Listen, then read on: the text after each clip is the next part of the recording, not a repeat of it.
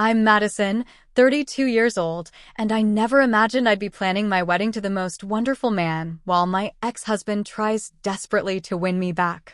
5 years ago, as James lay unconscious in a hospital bed after his car accident, I discovered evidence of his affair in his briefcase. The photos, hotel receipts, and text messages shattered the life I thought we had built together. Trauma has a way of reshaping your entire existence. Before I take you through my journey from heartbreak to healing, let me know where you're watching from in the comments below. If my story resonates with you, please hit that like and subscribe button as I share how I rebuilt my life after betrayal. Before my world imploded, I had what most would consider a picture-perfect life. At 27, I was a rising marketing executive at a prestigious firm in Chicago, married to James, my college sweetheart, for 5 wonderful years. We lived in a charming 3-bedroom house in the suburbs with a fenced backyard where we planned to raise our future children. Our wedding photos lined the hallway, capturing our happiness in freeze frames that I would walk past daily, smiling at the memories. James worked as a financial analyst at a large corporation downtown. We met in our senior year of college, both ambitious and driven, and fell madly in love. Our wedding was everything I had dreamed of, with 200 guests witnessing our promises of forever. The early years of our marriage were filled with weekend getaways, dinner parties with friends, and building our careers. We were that couple everyone envied, or so I thought. When are you two going to start a family? Became the question we couldn't escape at every family gathering. Truth be told, we had been trying for over a year with no success. Each negative pregnancy test felt like a personal failure, though James would comfort me, saying, "It will happen when it's meant to happen, Maddie." The fertility struggles added tension to our otherwise perfect marriage. I tracked ovulation, took prenatal vitamins, and even cut out caffeine completely. James seemed supportive, but looking back, I see how he gradually became more distant. Our conversations over dinner grew shorter, his work hours longer. I told myself it was just job stress, that all marriages have phases, that we would reconnect once we finally had our baby. Working late again? I asked one evening alone at our dining table with the elaborate meal I had prepared growing cold. "Big project," he replied with a quick text. "Don't wait up." This became our new normal. Some nights he wouldn't come home until I was already asleep, the weight of the bed shifting as he slipped under the covers, smelling of unfamiliar cologne he claimed was from the office. I started noticing other changes too: new clothes, more gym visits, guarded phone conversations that ended abruptly when I entered the room. Our last normal dinner together happened 3 days before the accident. I had made his favorite lasagna, bought an expensive bottle of wine, and wore the dress he once said brought out the green in my eyes. I was determined to reconnect, to fix whatever was breaking between us. "How was your day?" I asked, pouring the wine as he scrolled through his phone. "Fine," he replied without looking up. The silence stretched uncomfortably between us, punctuated only by the scraping of forks against plates and the occasional ping of his phone. When I asked about his upcoming business trip that weekend, his answers were vague and dismissive. Just the usual client meetings. Nothing exciting. I noticed a lipstick smudge on his collar as he reached for his wine. When I pointed it out, he laughed it off. Probably from that new secretary who gets too close when she's showing me documents.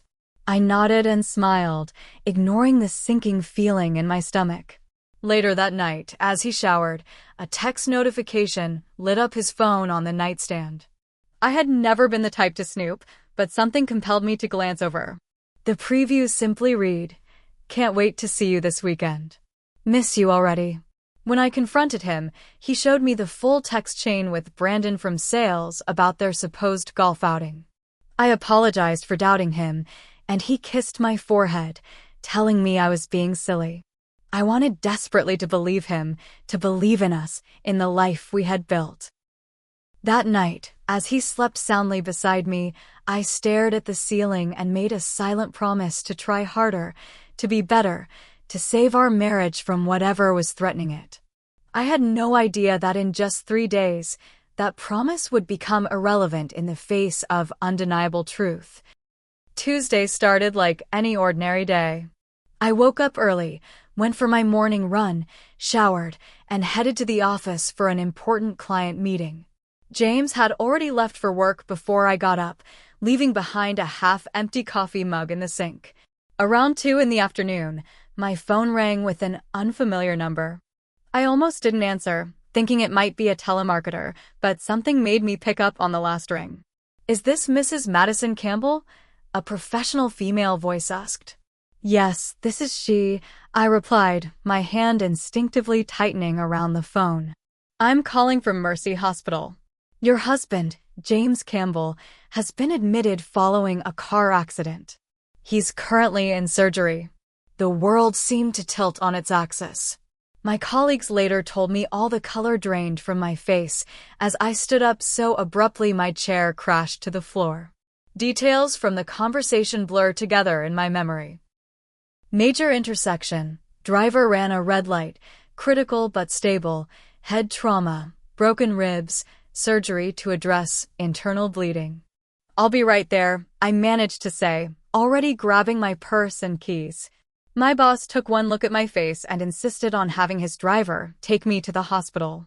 During that 20-minute drive, I called James's parents in Michigan, the words catching in my throat as I explained what little I knew. They promised to drive down immediately but wouldn't arrive for at least 4 hours. The emergency room buzzed with controlled chaos as nurses directed me to a waiting area. A doctor in blue scrubs eventually approached, explaining that James was still in surgery but had arrived with good vital signs. The car had been T-boned on the driver's side, resulting in several broken ribs, a punctured lung, and a head injury they were monitoring. "His personal effects are at the nurse's station," the doctor added. The police also brought items from his vehicle that they thought you might want to secure. In a daze, I collected his belongings, his wallet, keys, watch, and wedding ring they had removed for the surgery. There was also his briefcase and phone, retrieved from his damaged car. A nurse directed me to a smaller, private waiting room where I could wait more comfortably for news about the surgery. Alone in that sterile room with its uncomfortable chairs and outdated magazines, I sat with James's belongings scattered on the table before me. His phone kept lighting up with notifications, mostly colleagues sending well wishes as news of the accident spread.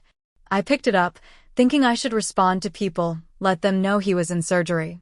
The screen opened to text messages. And there it was, impossible to miss, multiple exchanges with Sarah from accounting. My fingers moved of their own accord, scrolling through message after message. Flirtatious at first, then explicit. Photos no colleague should ever exchange. Details of hotel rooms, weekend trips, plans for their future. The client meeting in Boston this weekend was actually a planned romantic getaway. The working late nights were spent in her apartment. The most recent message, sent that morning, read, "Last night was amazing. Can't believe we have to wait 3 whole days to be together again. This secret is getting too hard to keep." My hands shook as I set down the phone and reached for his briefcase, suddenly needing to know everything. Inside, neatly organized in a folder labeled Boston Conference, I found hotel reservations for 2, restaurant bookings, and even tickets to a show I had mentioned wanting to see. There were more photos, a small jewelry box containing diamond earrings, and a handwritten letter from Sarah detailing how they would tell me about their relationship after their return. The final blow came buried beneath some work documents. A statement from a fertility specialist James had apparently seen privately. The results showed the infertility issues were his, not mine. He had known for months, but continued to let me blame myself, take supplements, track cycles, and cry over negative pregnancy tests.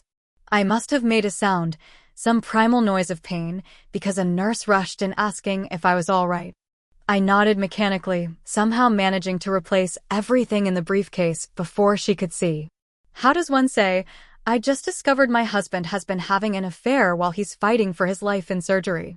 For the next 3 hours, I sat in that waiting room, outwardly composed while internally my entire world disintegrated. When the surgeon finally came to tell me James was out of surgery and stable, I thanked him with a voice that didn't sound like my own.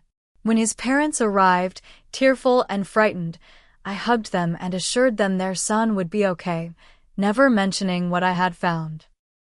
That night, as James lay unconscious, tubes and monitors keeping him alive, I sat beside his bed holding the hand that had written love notes to another woman.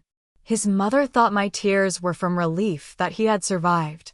Only I knew they were for the death of our marriage, the death of the future I had believed in, and the death of the woman I had been just hours before.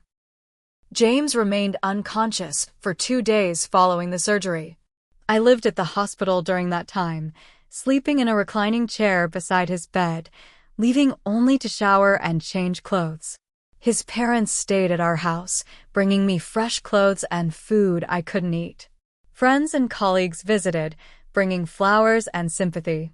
Sarah from accounting never appeared, though she called the nurses' station several times for updates. I performed the role of devoted wife perfectly. I held his hand, spoke to him softly, and met with doctors to discuss his recovery.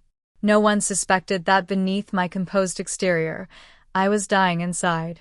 Each night, when his parents left and the hospital quieted, I would read through the text messages again, studying the photos, learning the timeline of their betrayal, torturing myself with details of their relationship.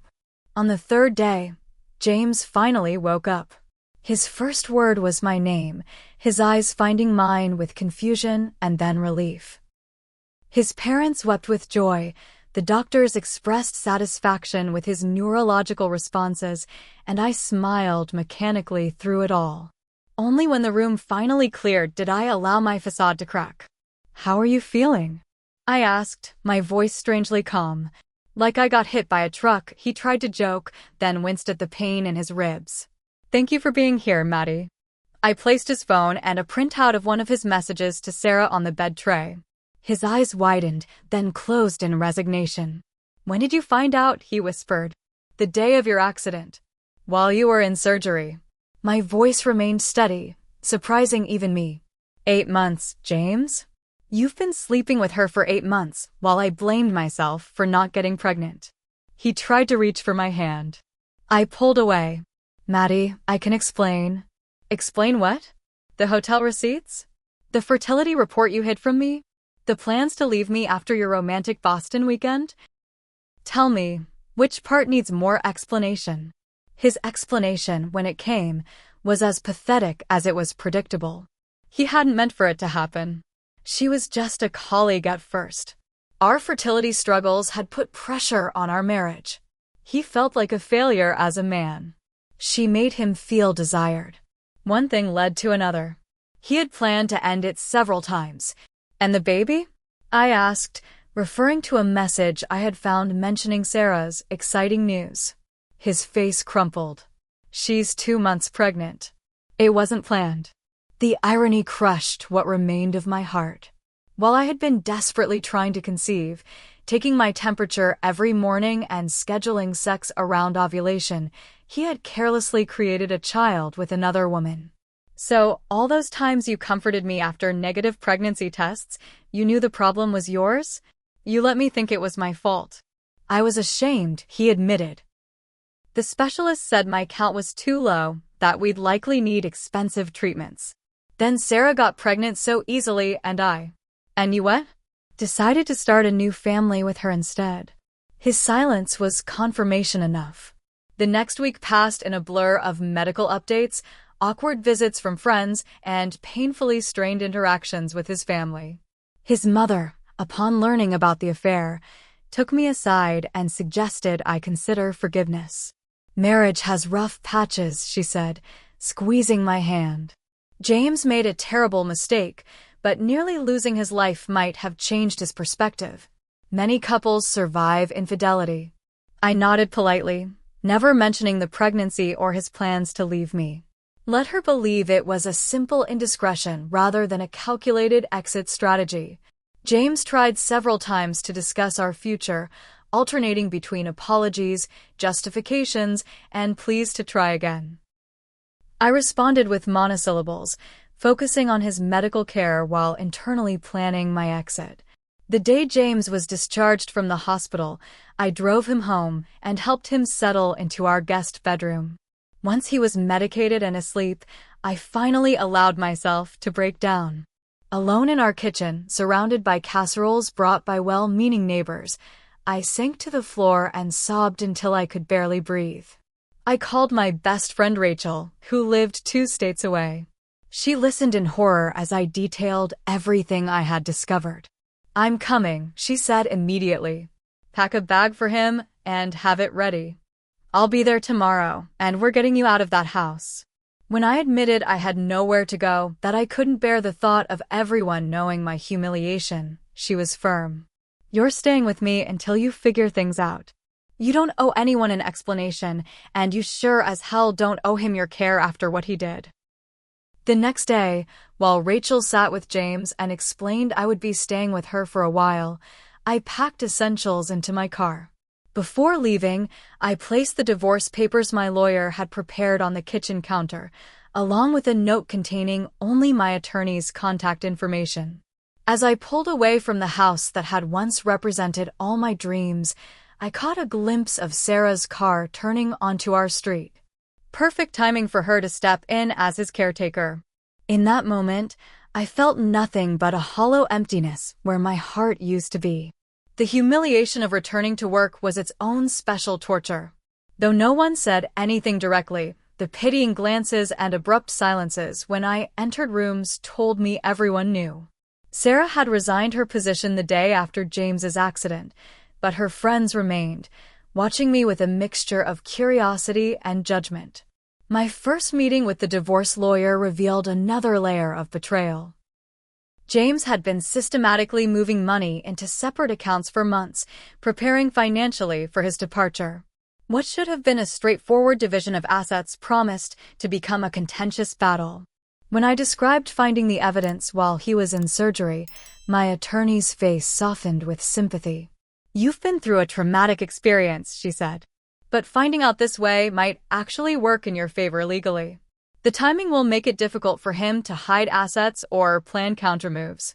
Small comfort as I face the dismantling of my life, one legal document at a time. The day I filed for divorce, James sent a massive bouquet to my office with a card begging for another chance. I donated the flowers to a nearby nursing home and shredded the card without reading it fully. This established the pattern for the months that followed. His persistent attempts at reconciliation met with my unwavering resolve to end our marriage.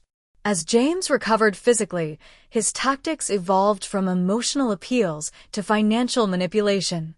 During our first mediation session, he appeared with a cane he didn't need, wincing dramatically when moving. His attorney presented a proposal that would leave me with minimal assets due to James's ongoing medical needs and reduced earning capacity following the trauma. "My client nearly lost his life," his lawyer emphasized. "Mrs. Campbell abandoned him during his recovery to pursue a hasty divorce. We believe this demonstrates a lack of commitment to the marriage vows." My attorney countered with the evidence of his affair and financial deception, including bank statements showing regular withdrawals that coincided with hotel bookings with Sarah. The mediator's expression remained neutral, but I caught the slight raising of her eyebrows as the timeline became clear. Outside the conference room, James cornered me. "Maddie, please. Sarah and I are finished. The pregnancy was a false alarm. There's nothing standing in our way now." I looked at the man I had once loved beyond reason, seeing him clearly for perhaps the first time. "Except for the 8 months you spent lying to my face," I replied. "Except for the fact that I can never trust you again. Except for my self-respect." Our divorce quickly became the subject of whispered gossip throughout our social circle. Friends we had shared for years began taking sides. Dinner invitations dwindled, then stopped altogether. James portrayed himself as the repentant husband whose near-death experience had awakened him to his mistakes, while I was cast as the unforgiving wife who abandoned him in his time of need. He almost died, Madison, our friend Tina told me over coffee, the last time we would ever meet. Don't you think that changes things? People make mistakes. An 8-month affair with pregnancy plans isn't a mistake, I responded. It's a life choice. She didn't call again after that day. The housing market was favorable for sellers, and our homes sold quickly. I moved into a small one-bedroom apartment while James temporarily stayed with a friend. Dividing our possessions felt like performing an autopsy on our relationship. Each item carried memories now tainted by deception. The wedding china we had carefully selected together. The vacation souvenirs from happier times. Photos documenting a relationship that had been partially fiction. In weekly therapy sessions, I began recognizing patterns I had missed. The subtle ways James had manipulated situations, making me doubt my perceptions. How he had discouraged certain friendships and career moves, keeping me dependent on his validation. The therapist called it gaslighting and explained how common it was in relationships with infidelity. You weren't blind, she assured me. You were trusting, which is what we should be able to do in marriage. 3 months into the divorce proceedings, I encountered Sarah at the grocery store.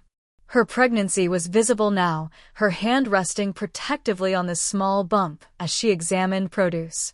Our eyes met across the display of apples, and for a moment, neither of us moved. Then she approached, eyes darting nervously.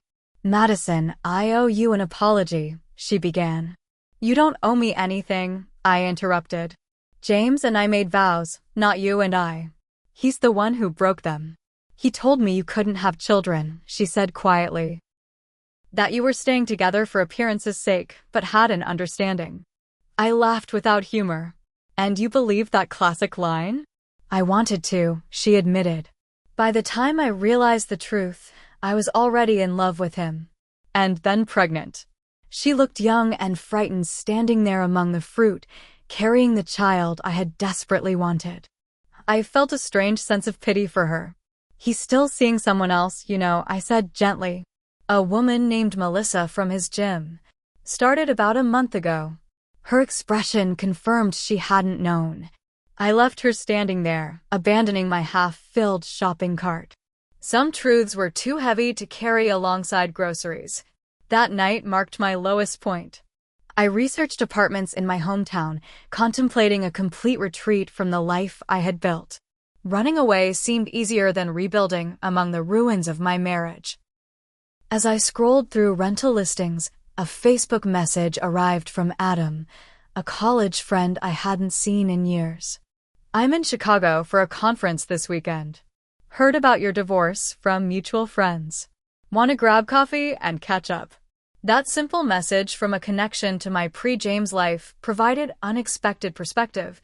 I had existed before him, had dreams and ambitions that were solely mine. I could exist after him too, not as a diminished version of myself, but potentially as something stronger. James didn't break me, I told my therapist the following week.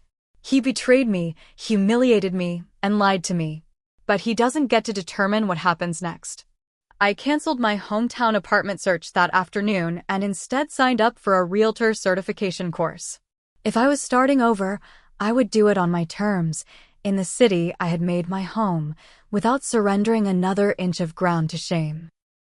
6 months after discovering James's affair, I stood in front of my bathroom mirror, studying my reflection. The woman looking back at me had changed. Thinner, with shadows under her eyes, but with something new in her gaze. Determination, perhaps. Or the beginning of wisdom. I had survived the initial shock, the painful legal battles, the social fallout. Now came the harder part, figuring out who Madison Campbell was without the identity of James's wife. My career became my first reclamation project. While James had always subtly discouraged my professional ambitions, suggesting I should focus on building our family, I now threw myself into work. When a director position opened up in our digital marketing department, I applied despite having less experience than some colleagues. This role requires someone willing to take risks, I told the interview panel. Someone who can rebuild and innovate. I've recently had a masterclass in both. They offered me the job the following day, with a substantial salary increase. I used the first paycheck to hire a decorator for my small apartment, transforming it from a temporary landing spot into a space that reflected my emerging taste. Gone were the beige walls and traditional furniture James had preferred. In their place came bold colors, modern art, and bookshelves filled with titles I had always wanted to read but never found time for. Friendships proved more challenging to rebuild than my career or home. The couples we had socialized with had mostly sided with James or faded away entirely, uncomfortable with the messiness of our split. Rather than trying to salvage those connections, I focused on making new ones. I joined a weekend photography class, reviving a passion I had abandoned during my marriage. Through the course, I met Dana and Kira, two women who knew nothing about my past and liked me simply for who I was in the present. The first time I told them about James and the hospital discovery over wine after class, Kira raised her glass in a toast. "To your incredible restraint," she said, because I would have pulled out his four. We laughed, and I realized it was the first time I had been able to speak about the betrayal without feeling like a victim.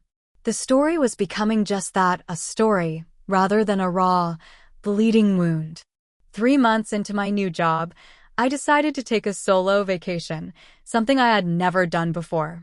I booked a week at a small beach resort in Florida, bringing only books, sunscreen, and my camera. On the second day, as I walked along the shore at sunrise, camera in hand, I felt a profound sense of peace wash over me. No one on this beach knew my history. No one looked at me with pity or judgment. I was just a woman photographing the dawn, exactly where she chose to be. That trip marked a turning point. I returned to Chicago with a tan, hundreds of photographs, and a clearer sense of self. The divorce proceedings continued, with James fighting over every asset, but his power to hurt me diminished with each passing week. When my attorney called to say we had secured a favorable ruling on the division of retirement accounts, I celebrated by registering for a half marathon, another first. Training for the race gave structure to my evenings and weekends. Each mile I logged represented distance from my old life, progress toward something entirely my own. On difficult runs, when my lungs burned and my legs threatened to quit, I would think of the hospital waiting room where I had discovered the truth and somehow find the strength to continue. My final divorce papers arrived, appropriately enough, on what would have been our 6th wedding anniversary. I signed them immediately and took them to the post office, then walked to a nearby park where James and I had often picnicked. Sitting on a bench overlooking the pond, I removed my wedding ring for the final time and read the inscription inside. Forever and always. Some promises, it seemed, came with invisible expiration dates. That evening, Rachel flew in to help me conduct a ritual she insisted was necessary for closure. In my tiny apartment courtyard, we built a small fire in a metal pit and ceremonially burned selected items: my wedding veil, the love letters James had written during our courtship, and photographs I didn't want but couldn't bear to throw in the trash. "You need to mark the end," Rachel explained as we watched the flames consume these artifacts of my former life. Our brains understand ritual. It helps us process transitions. The divorce became final 3 weeks later. I was officially no longer Madison Campbell, but Madison Taylor once again. The name felt both foreign and familiar on my tongue, like returning to a hometown after a long absence. With legal matters settled, I faced the prospect of dating again. The very idea terrified me. My trust had been so thoroughly shattered that the thought of being vulnerable with someone new seemed impossible. Nevertheless, at Rachel's urging, I created a profile on a dating app, approaching the process with the same analytical precision I brought to work projects. My first date was excruciating, a coffee meeting with an architect named Paul who spent 45 minutes discussing his ex-wife's emotional shortcomings. My second date, dinner with a pediatrician named David, went marginally better until he suggested we continue the evening at his apartment. When I declined, his friendly demeanor instantly cooled. Dating is horrible, I complained to my therapist. Every interaction feels like navigating a minefield. You're not dating to find a husband, she reminded me. You're dating to remember how to be Madison in relation to others. Each awkward coffee or dinner is practice, nothing more. This perspective helped. I continued meeting new people without expectation, learning to identify my own boundaries and articulate them clearly. If someone didn't respect those boundaries, I no longer made excuses for their behavior or doubted my own perceptions. This was perhaps the most valuable lesson from my marriage's painful end, trusting myself first. 2 years after my divorce became final, life had settled into a comfortable rhythm. I had been promoted again at work, now overseeing a team of 12 as marketing director. My apartment, once a temporary refuge, had become a true home. I had developed a small but solid circle of friends, mostly women I had met through work, fitness classes, and my continuing photography hobby. I dated occasionally but never allowed any relationship to progress beyond a few casual meetings. Then came the Miller account. Our agency had been pursuing this major retail client for months and finally secured a pitch meeting for their national rebranding campaign. As the lead on the project, I worked countless late nights preparing our presentation, determined to win the business. The day of the pitch, our creative director introduced me to Thomas Bennett, a marketing strategist from our New York office who had flown in specifically for this meeting. Tall with kind brown eyes and a quiet confidence, Thomas immediately impressed me with his thoughtful questions about my approach to the campaign. "Your consumer psychology analysis is the strongest I've seen," he commented as we reviewed the deck one final time before the clients arrived. "Most people focus on demographics, but you've really captured the emotional drivers behind purchasing decisions." The presentation went flawlessly, with Thomas and I naturally complementing each other's styles. Where I was passionate and vision-focused, he was methodical and detail-oriented. The clients responded enthusiastically, and we secured the account on the spot. The customary celebration followed, the team gathering at a nearby restaurant for drinks and dinner. Throughout the evening, I found myself repeatedly engaged in conversation with Thomas. Unlike the men I had dated since my divorce, who either avoided mentioning my past entirely or seemed morbidly fascinated by it, Thomas listened attentively when I mentioned my divorce, but didn't press for details. Instead, he asked about my photography, my opinions on marketing trends, my favorite places in Chicago. "I'll be in town for the next 3 weeks, setting up the project team," he mentioned as the evening wound down. "Maybe you could recommend some local restaurants that aren't in all the tourist guides?" This began what I thought would be a temporary professional friendship. We met for lunch to discuss the Miller campaign, then dinner to continue conversations that somehow always ran longer than planned. Thomas never pushed for more than I offered, content to build a connection at whatever pace felt comfortable to me. When I finally told him about discovering James's affair during his hospitalization, Thomas's response was refreshingly straightforward. "That's one of the most painful stories I've ever heard," he said simply. "I'm sorry that happened to you, Madison. No platitudes about everything happening for a reason. No awkward attempts to find silver linings. Just acknowledgement of the pain and respect for my experience." I found myself sharing more than I had intended, details I had never told anyone outside my closest circle. "I'm still dealing with trust issues," I admitted. "Every time someone gets close, I start looking for evidence they're lying." "That makes perfect sense," Thomas replied. "Your trust was violated in the most fundamental way. It would be strange if you weren't cautious now."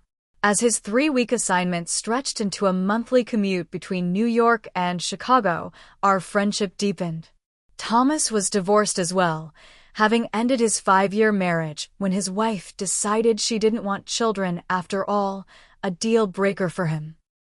He spoke of her without bitterness, taking responsibility for his own role in their compatibility issues. We wanted different futures, he explained. Neither of us was wrong, just wrong for each other. 6 months into our friendship, Thomas was offered a permanent transfer to the Chicago office. The night he received the news, we celebrated at a rooftop restaurant overlooking the city. As we toasted his relocation, something shifted in the air between us. "Madison," he said, setting down his glass. "I need to be honest with you. I requested this transfer because of you. I haven't felt this connection with anyone in years, and I'd like to explore it more intentionally. Would you consider going on an actual date with me?"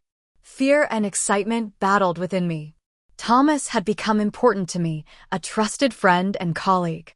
Dating him meant risking that foundation. "I'm scared," I admitted. "What we have now works so well. Dating changes everything." "It doesn't have to change the good parts," he countered. "The friendship, the respect, the honesty. It just adds new dimensions." Our first official date took place the following weekend. Thomas arrived with flowers and a framed print of one of my photographs he had particularly admired, now professionally matted and framed.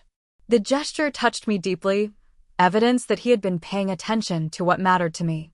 What struck me most as our relationship developed was the contrast between Thomas's transparency and James's secretiveness. Thomas kept his promises, however small.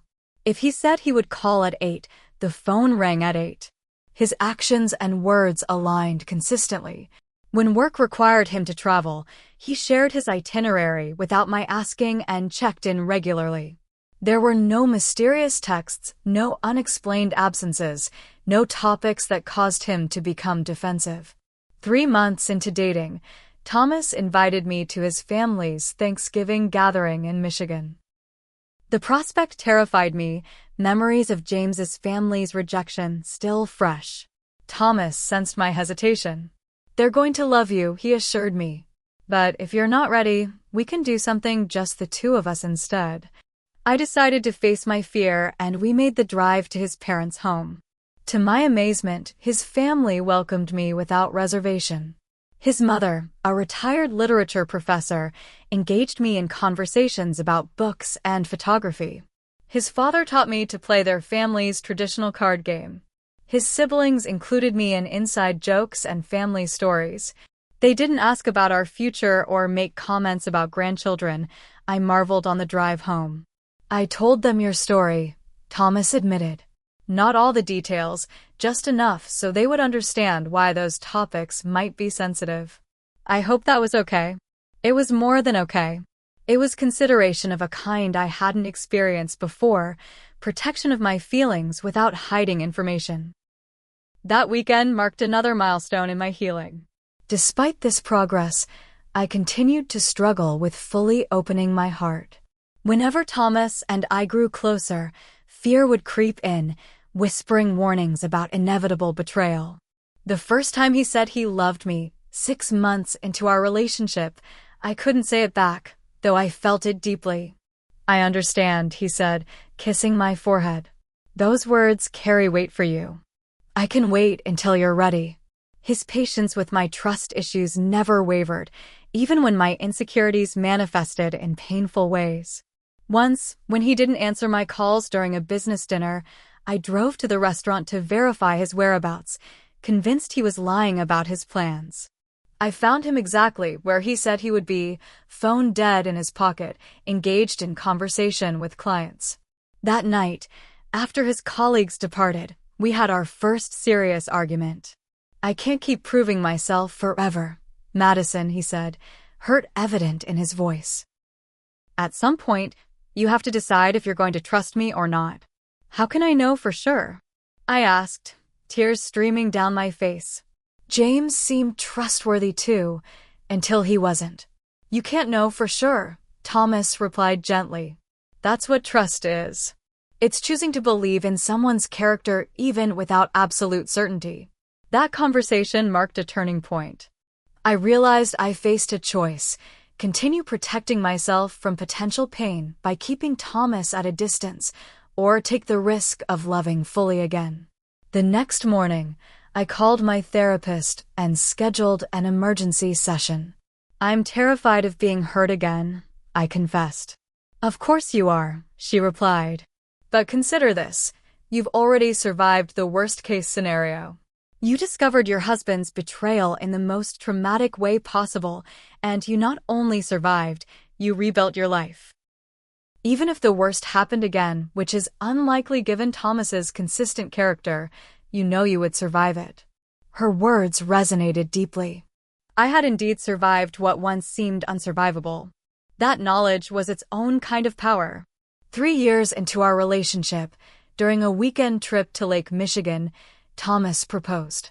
We were walking along the shore at sunset, stopping occasionally for me to take photographs, when he suggested we sit on a driftwood log to watch the final rays disappear.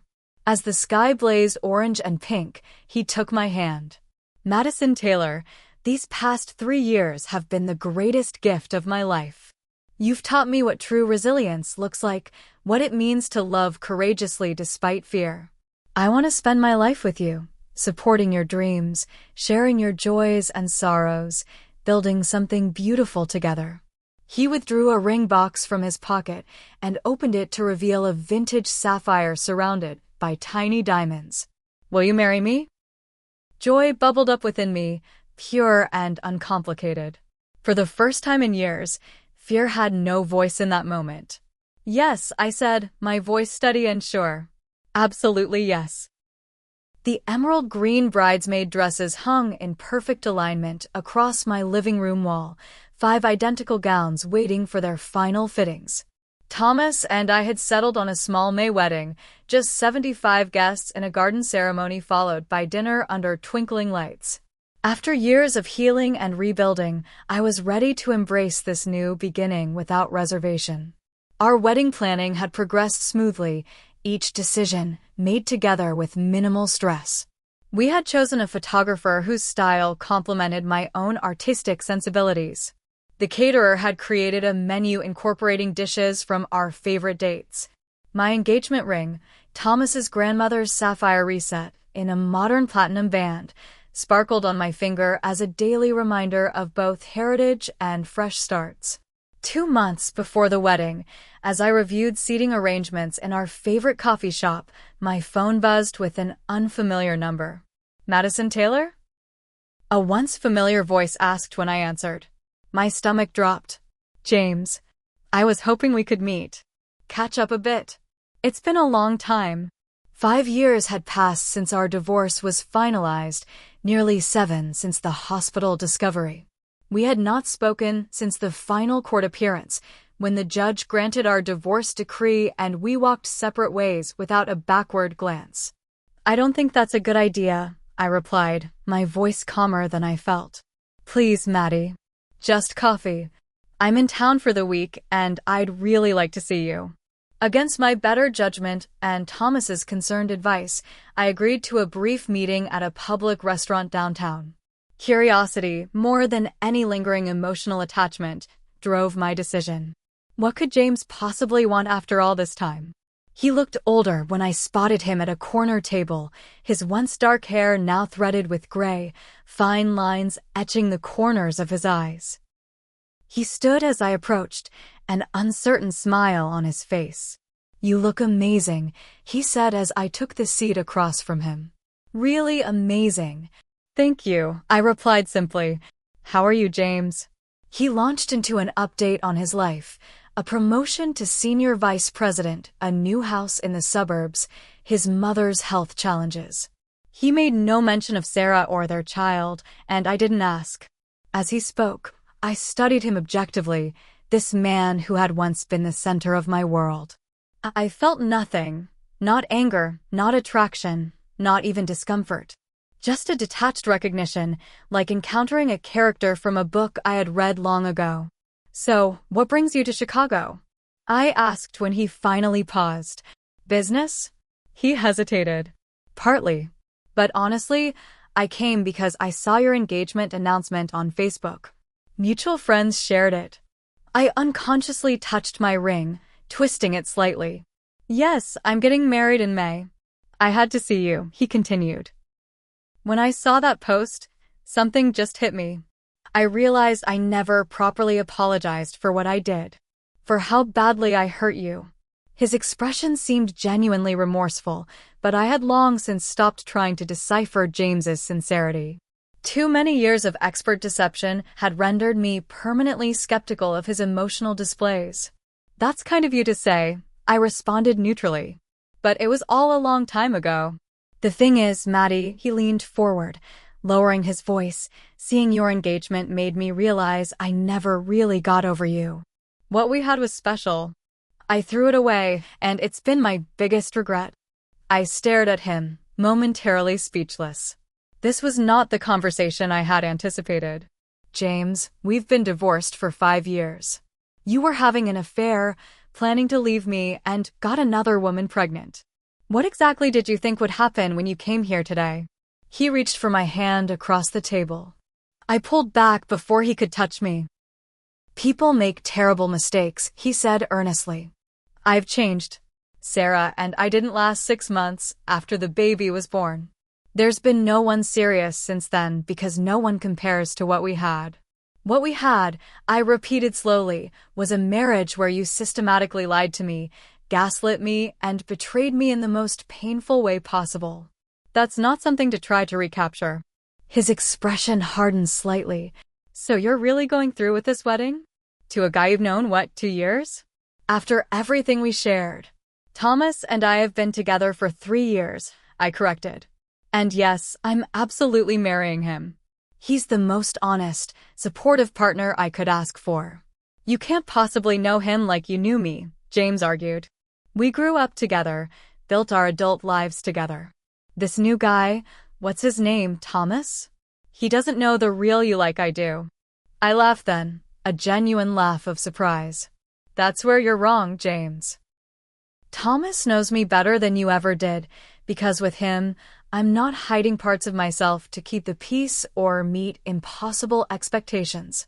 He knows about my trust issues, my fears, my ambitions, and he loves all of it.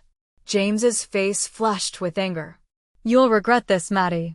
When the newness wears off and real life sets in, you'll remember what we had. What we had wasn't real, I said, standing to leave.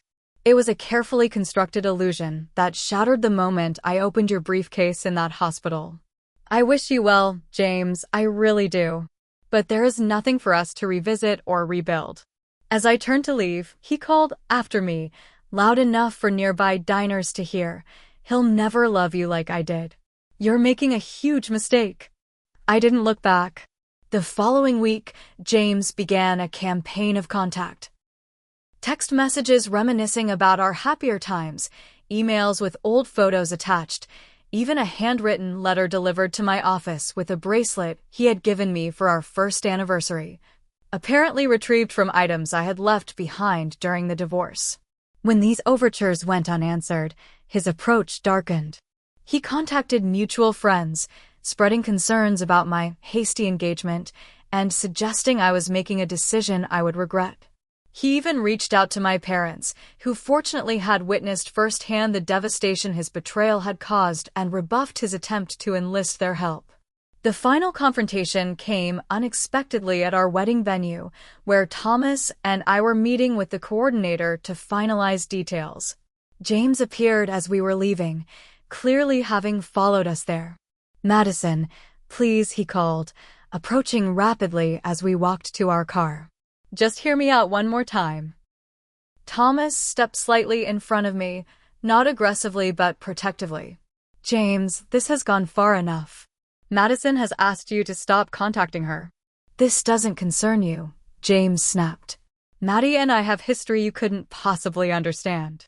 I understand perfectly, Thomas replied calmly. I understand that you betrayed her trust in the worst possible way, and now you can't accept that she's happy without you. James turned to me, desperation in his eyes. Is this really what you want?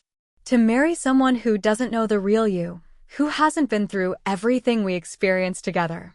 In that moment, looking at this man who had once held my heart in his hands and crushed it without care, I felt a surprising emotion, gratitude. If James hadn't betrayed me, I might never have discovered my own strength. I might never have rebuilt my life on my terms. I might never have met Thomas. James, I said gently, I forgive you for what happened. Not because you deserve forgiveness, but because I deserve peace. But forgiveness doesn't mean reconciliation. You and I are done, completely and forever. I'm marrying Thomas in 6 weeks, and I need you to accept that and move on. You can't be serious, he sputtered. I've never been more serious about anything, I replied. Please respect my decision and my happiness. If you contact me again, I'll file for a restraining order. Thomas and I left James standing in the parking lot, staring after us with a mixture of anger and disbelief. As we drove away, I felt the final weight of my past relationship lift from my shoulders. Are you okay? Thomas asked, reaching for my hand. I'm better than okay, I answered truthfully. I feel free. The wedding preparations continued without further interruption from James. Each detail we finalized felt like another step away from my painful past and toward a future built on genuine love and respect. The day before our wedding, as my mother helped me into my dress for the final fitting, I caught sight of myself in the boutique's three-way mirror. The woman reflected there stood tall and confident, eyes clear and bright with anticipation rather than shadowed by fear. I barely recognized her as the broken person who had sat in that hospital waiting room 7 years earlier, world collapsing around her. You look beautiful, sweetheart, my mother said, adjusting the delicate lace at my shoulder. I feel beautiful, I replied. And strong. I never thought I'd get here, you know? There were days I couldn't imagine ever trusting anyone again, ever wanting to be married again. Yet here you are, she smiled, eyes glistening with tears. That's the thing about pain, Madison. It either breaks you permanently or forces you to grow in ways you never imagined possible. That wisdom resonated deeply. The betrayal that once felt like the end of everything had instead become a painful but pivotal chapter in a much longer, richer story. The discovery in that hospital hadn't defined me, my response to it had. Trust, I had learned, wasn't about finding someone who would never hurt you. Such guarantees didn't exist in human relationships. Real trust was about choosing someone whose character consistently demonstrated integrity, even when it would be easier to lie. It was about building a relationship where both people could be authentically themselves, flaws and fears included. Most importantly, I had learned that true love doesn't diminish who you are, it expands your possibilities. James had wanted me to be smaller, to fit neatly into his vision of a wife. Thomas encouraged me to grow in whatever direction felt right, standing beside me rather than attempting to contain me.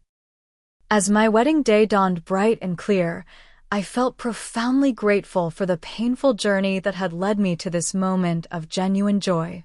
Not everyone gets a second chance at love after devastating betrayal. Not everyone finds the courage to risk their heart again after it's been so thoroughly broken. The woman who walks down the aisle tomorrow will carry the scars of her past, but those scars are proof of healing, not ongoing wounds. They are evidence of a battle survived, a self reclaimed, and a capacity for love that could not be destroyed even by the deepest betrayal. If you've experienced betrayal and wonder if you'll ever trust again, if you'll ever feel whole again, I hope my story offers some comfort. The path to healing isn't quick or straight, but it is possible. The heart's capacity for resilience is truly remarkable. Have you ever had to rebuild your life after betrayal? Did you find love again, or are you still on that journey? Share your experience in the comments below. If this story resonated with you, please hit like and subscribe to hear more journeys of healing and transformation. And remember, sometimes what feels like an ending is actually the beginning of something far more beautiful than you could have imagined. Thank you for listening, and may your own path, whatever its challenges, lead you to the love and peace you deserve.